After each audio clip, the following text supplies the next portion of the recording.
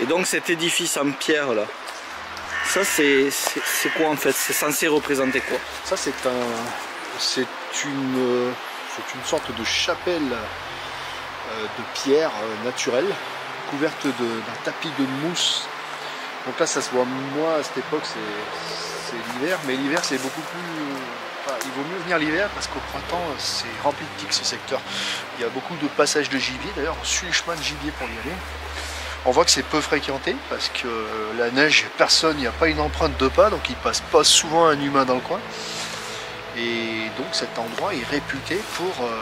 alors jadis, au temps des Romains, il y aurait eu un culte de Mitra, mitraïque. Sachant qu'il y a quand même un ancien chemin qui n'est plus utilisé, on le voit bien de bas, c'était probablement un chemin médiéval. La route après a été construite plus bas pour les voitures. Et je suppose que ce site ensuite est resté d'origine païenne. Il faut savoir que la plupart des sorcières se cachaient dans les montagnes à l'époque de l'Inquisition, mais continuaient leur culte en adoration de je ne sais quoi, de la nature ou des esprits élémentaires, je ne sais pas. Et ici c'était un lieu où les sorcières étaient censées mener un sabbat. D'accord. Donc la pierre a été quand même façonnée, il devait sans doute y avoir un toit même. Et la pierre a été façonnée, on va voir. Donc là... des tailles effectuées sur la roche brute. Alors ils ont conservé quand même l'état brut de la roche. Et c'est vrai que c'est déjà assez étonnant parce qu'on dirait vraiment... Enfin, trouver un caillou comme ça au milieu de la forêt, ouais. Genre, c'est pas géologiquement comment ça pu se former, c'est compliqué à expliquer. Ça c'est sûr. Du coup ça passait pas inaperçu au temps où peut-être c'était moins boisé. Et les gens ont utilisé cette particularité pour en faire un lieu de culte. Enfin, pour eux ça fait peut-être un sens sacré derrière. Moi pour être franc là, quand j'arrive sur les lieux et que je vois ça, j'ai plus l'impression que ça a été fait par la main humaine alors que c'est simplement la nature qui aurait fait... Alors là oui, il y a une roche brute, ouais. Et après l'empreinte humaine s'est manifestée pour faire des portes. Alors on va les voir un peu en détail. On y va? On descend? Allez. Alors il y a de la neige de partout dedans. Ouais. De toi, alors encore une fois, hein, je vous le dis, mais franchement... ça c'est rien, il y a plein de mystères. Si ça c'est pas de l'aventure, et puis je peux vous dire que ça descend. Hein. Parce que par contre il y a peut-être la présence d'animaux parce qu'ils sont rentrés avec des traces dans la neige. Donc il y a longtemps qu'aucun humain n'est venu ici. Donc la neige est vierge. Voilà. Oh génial, donc... Ah oui, ok, donc là on peut voir une ouverture. On a les empreintes d'un blaireau là. C'est un blaireau qui squatte le coin. Donc là on peut voir une ouverture. Ouais. On voit bien que la roche a été sculptée. Là, on avait peut-être même pas une porte. Voilà. Toi tu penses qu'il y avait une porte ici? Ici on a gratté, on a trouvé des poteries. Ah oui c'est sûr, viens voir de ce côté là. D'accord. Il y avait des scellements qui étaient effectués. L'escalier ici. Ah c'est génial. On est à l'intérieur C'est génial. de la chapelle roche. Non mais là c'est... Il manque plus qu'il y ait... Il manque plus qu'il y ait des petites fées, des trolls et moi j'encourage tout le monde à aller chercher les mystères. Ouvrez vos vieux bouquins, bon sang, allez fouiner les archives des bibliothèques. Laissez pas mourir toutes ces connaissances. Et puis ceux qui aiment l'aventure, ben voilà, je déclare un nouveau sport ouvert, le sport à l'aventure. Alors on apprend à faire plein de choses quand on cherche des choses comme ça. Et puis en plus on essaie d'avoir de la connaissance. Voilà, c'est un sport pour moi. En tout cas, je confirme parce que... Il y a des résultats au bout. Le chemin que tu nous as fait prendre, alors déjà, il est quasiment... on le voit pas quoi. Et il faut vraiment connaître. Et ensuite, on a marché. Alors faut dire que quand même c'était assez chaud, c'était un petit peu dangereux quand même. Il y a un peu de passage. Voilà, mais faut le trouver. Et je pense qu'il n'y a rien qui signale qu'il y a ce genre de lieu. Ah non, pour l'instant, j'ai commencé à en parler, mais je dévoile pas tout. Je connais beaucoup de sites un peu curieux. Je dévoile pas tout. Bon, après, ce que j'ai peur, c'est qu'il y ait des gens qui viennent commencer à faire des barbouillages sur les murs ou à squatter la nuit pour picoler. Enfin, le problème, il est là. C'est qu'ici, c'est quand même un site qui est assez accessible encore pour l'instant. Oui, oui. Mais il faut le connaître quand même. Et c'est là où il y a cette magie. C'est que moi, par exemple, là, je t'ai suivi. Je trouve que c'était un petit peu périlleux. Mais c'est ça, il y a un côté un peu secret, on sait pas trop où on va débarquer. Et là on arrive devant ça. Et qu'est-ce que tu ressens là comme vibration? C'est quand même insolite d'avoir de la roche comme ça. Moi franchement, ça me fait penser à, et voilà, au Seigneur des Anneaux, tu vois, tout ce genre de film, de contes et légendes.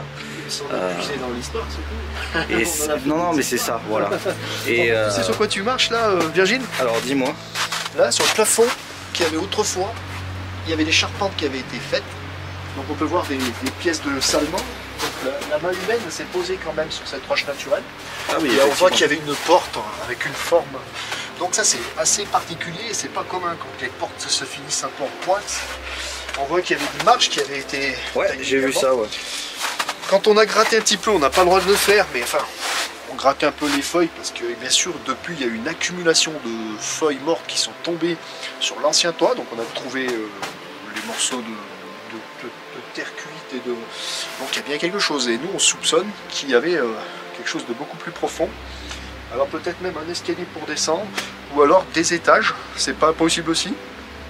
Et peut-être une sorte de crypte parce qu'il est dit dans les écrits archéologiques que c'était un site mitraïque. Il y a des découvertes qui ont été faites ici, qui ont été rapportées dans les musées. Ça c'est certifié d'authentique. Donc ça veut dire qu'ici on marche peut-être sur un trésor mitraïque. Il faut savoir que mitraïque c'était quoi? C'était un culte romain. Et les Romains, comme ils avaient peur de prendre la route, il fallait qu'ils s'accordent toutes les bonnes grâces des divinités de l'époque. Et ben quand ils arrivent dans ces sites, ils faisaient quoi? Ils jetaient des petites pièces ou ils faisaient un petit don dans un trou, dans une crypte, à la divinité locale, donc Mitra, pour qu'on la protège sur le chemin. Et donc c'est des endroits où souvent on peut retrouver des trésors. C'est certaines personnes de ma connaissance, comme vous pouvez visiter André Douzet, vous pouvez visiter son musée, au musée de l'étrange, a découvert un trésor mitraïque du côté de Périos, au sud de la France. Et enfin voilà, il y a toute une histoire derrière. Bon bah moi je cherche pas de trésor, pour moi peut-être qu'il n'y a plus rien, il a sûrement déjà été trouvé depuis longtemps. Et puis j'ai envie de dire, il y a presque... C'est surtout pour l'histoire du lieu et je crois qu'il y a quelque chose de vibratoire ici. La magie opère en tout cas. Et je pense que les sorcières ont dû achever le plan derrière le culte de Mitra et faire des sabbats ou des choses comme ça. Des hommes sauvages,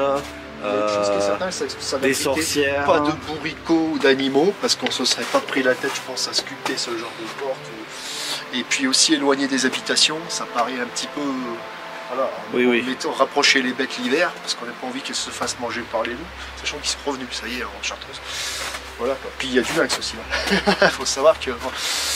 Non mais la magie opère et tu vois quand j'entends parler d'hommes sauvages, de sorcières, de petites personnes, le petit peuple qui aurait été aperçu aussi, enfin que ça pousse à l'imaginaire, ça pousse à l'émerveillement. On peut imaginer qu'il y a eu des feux, qu'il y a eu quelque chose, comme un conduit de cheminée. Après ça, c'est absolument pas certain. Hein. Voilà, à mon avis, les gens, enfin, il s'est passé quelque chose ici, on le sent, il y a quelque chose. Et c'est ça qui est bien, c'est que ça pousse à l'imaginaire, à imaginer le lieu. Jardin. Ah, ouais. Allez, on regarde dans le détail qu'il y avait un passage plus bas. Alors moi je suis sur un tapis dessous, c'est plein de feuilles mortes. Donc en fait il y avait une entrée de l'autre côté encore. C'est-à-dire qu'il y en a qui passaient par en bas, qui montaient par de sentier. À l'époque il n'y avait pas l'arbre qui était là, ce qui est dommage parce que du coup ça... Et les gens pouvaient rentrer aussi par en bas. Donc il y avait une entrée et ah oui d'accord, il y avait plusieurs entrées et sorties. Ouais. Il y avait un passage ici, on pensait sous une arche sculptée encore, ça c'est pas naturel, ça a été taillé aussi. J'étais descendu dans le truc, mais là bon c'est un petit peu glissant et je pense qu'il y a une bonne épaisseur de neige et j'ai peur de... Oui, on va pas prendre de risque. Avec le poids de la neige et tout.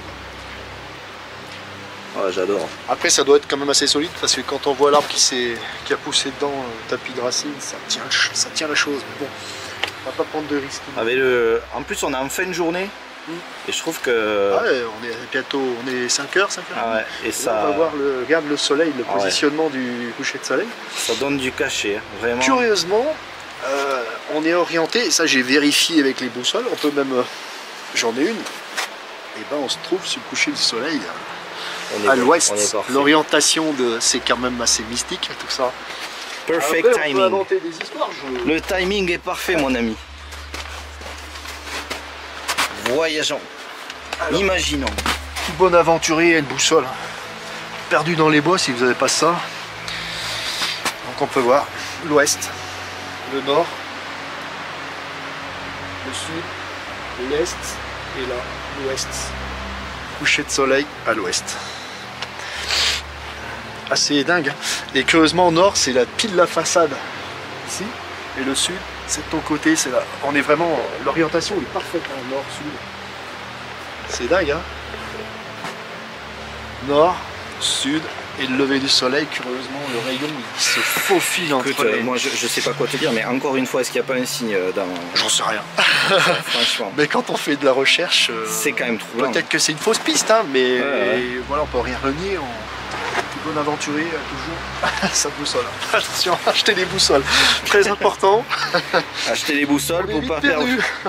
Bon, chez nous on a quand même des massifs, hein, mais quand on est sous les forêts, des fois on voit rien. Non, mais il y a toujours, j'ai l'impression que dans certains lieux qu'on dit sacrés, il y a toujours cette, comment dire, je pense à la pyramide de Gizeh, enfin, c'est un exemple bien sûr, mais à plein d'autres lieux assez sacrés, on a l'impression que finalement, il y a toujours cette connotation avec les directions, le nord, le sud, l'ouest, l'est.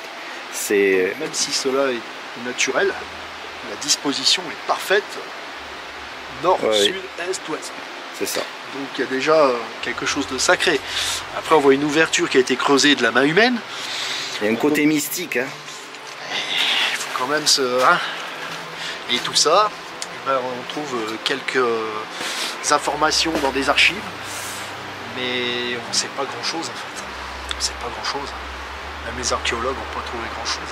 Ils ont juste un peu gratté le sol. Pour l'instant, voilà, c'était toute la magie de ces lieux où ont vécu des gens, des personnes, ont pris le temps de gratter, il y a eu une occupation. Pour moi, elle est sûrement d'origine païenne au Moyen-Âge. Je te rejoins dans ce sens. Sachant qu'à mon avis, ça a été creusé. Il y avait une forme de fenêtre et il y avait un toit. Pour moi, il y avait un toit. Ouais, j'ai l'impression que ce qui est creusé ici en haut, on peut voir, là et de l'autre côté derrière moi, j'ai l'impression qu'il y avait des poutres. Tu sais, qu'on assemblait pour faire ensuite le toit, la En charpente. toute sincérité, s'il y avait un généreux donateur qui voulait participer à la restauration de cette roche pour faire une sorte de chapelle, un lieu, un renouveau chrétien ou j'en sais rien, enfin, ça serait pas une folie que de créer une petite chapelle de prière, surtout vis-à-vis de l'exposition, de plein de choses. Pour moi, il y a un sens, il y a quelque chose de sacré ici. Ouais. On le ressent un petit peu, Enfin, on c'est le une ressent idée quand qui même. m'est passée dans la Ouais. tête. Ouais.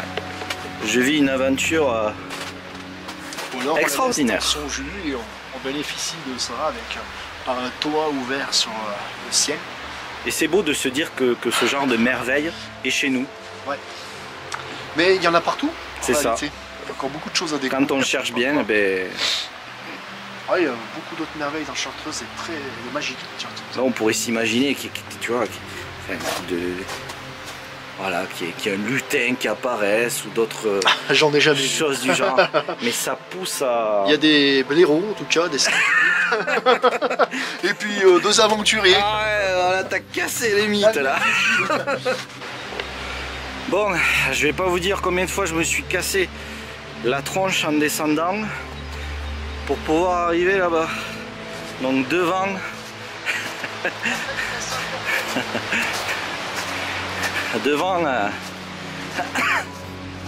devant ce lieu, ce monument de pierre,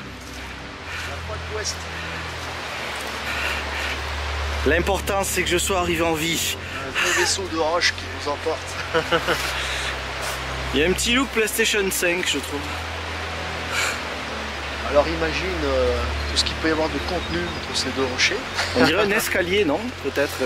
Je sais pas ce qu'il y a pu avoir. Ça donne une impression d'escalier. Enfin ouais. On peut tout imaginer en même temps. Là, il y a une paroi. Et là, tu as vu le chemin moyenâgeux, il était ici autrefois. Les gens passaient par là. Donc tu vois, le chemin était assez important. Ça se trouve même des petits tracteurs sont passés dans le champ. Et je pense que les voyageurs à pied à l'époque, diligence et tout, passaient là. Et ensuite la route a été faite en contrebas, plus proche du torrent, peut-être parce que c'était plus facile. Et donc ce petit chemin n'est plus emprunté, sauf par les animaux. Tu vois. Les animaux ils trouvent leur compte et ça leur facilite le voyage. Tu sais. Ils se promènent là. C'est plein de petites traces d'animaux. Donc il n'y a pas grand monde qui passe souvent. Et je suis pas sûr qu'ils fassent attention en fait.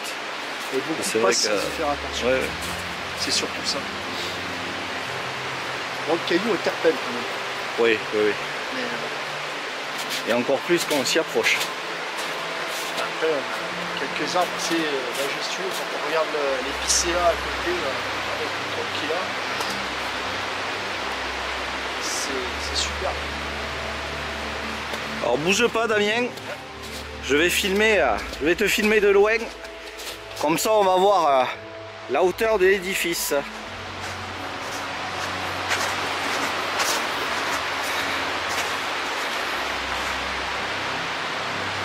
Voilà. Donc c'est sacrément balèze.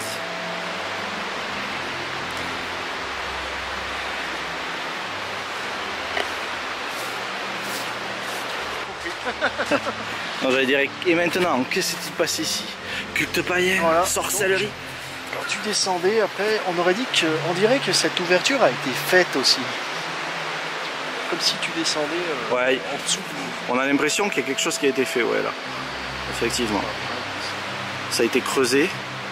Comme la petite fenêtre qui est là en V, celle-là, il y a encore un V, comme s'il y avait... Et puis tu sais, comme si on pouvait descendre au fond. C'est curieux, qu'il y avait un système qui avait été fait pour qu'on ait de la lumière. C'est limite, ça ressemblerait presque à des remparts. Ouais. Ouais. Après, bon, le crochet, ouais, il est naturel. Ça a été utilisé. Mais ce qui est surprenant, vraiment, c'est le positionnement parfait, nord-sud. Ouais. J'avoue que c'est assez bluffant. Encore une fois d'ailleurs. Parce que c'est pas... Voilà, encore je le répète, mais c'est souvent dans des lieux dits sacrés où on retrouve ce genre de phénomène en fait. Et t'as pas bien de cailloux, si tu regardes autour, t'as pas bien d'autres cailloux de ce type. C'est vrai. C'est étonnant. Exactement. C'est la route de la Belladone. En sous-chemin. Alors on a bien parcouru, on trouve pas à cette époque, l'hiver, elle sèche, elle repousse au printemps. On trouve une belle petite plante sauvage.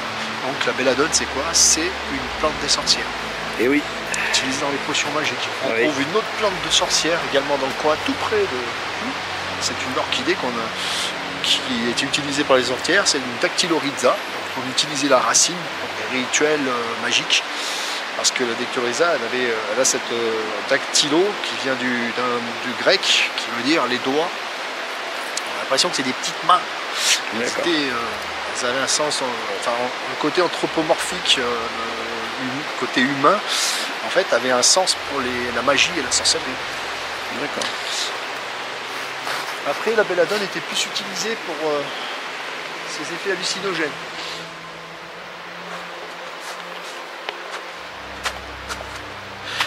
J'aurais envie de rajouter finalement, peut-être qu'au final ce sont nous-mêmes qui nous sommes éloignés de tout ce fantastique, de tout ce savoir ancien. Nous avons évolué, nous avons progressé, mais la question qui demeure, c'est allons-nous vraiment dans la bonne direction? Je vais rester optimiste et vous dire que je crois profondément en l'homme bon. Quand j'allume ma télé, c'est pas très joli tout ce que je peux voir. Et c'est pour ça que je vous dis que se reconnecter au fantastique, au mystère qui entoure cette planète, tout comme cette magnifique région, est primordial pour le bien-être personnel, mais aussi pour l'intérêt porté aux histoires anciennes et à tout ce qui nous entoure, qui vont nous permettre par la même occasion, en utilisant le mystère, de découvrir, de se cultiver et d'enrichir notre mémoire sur plein de choses.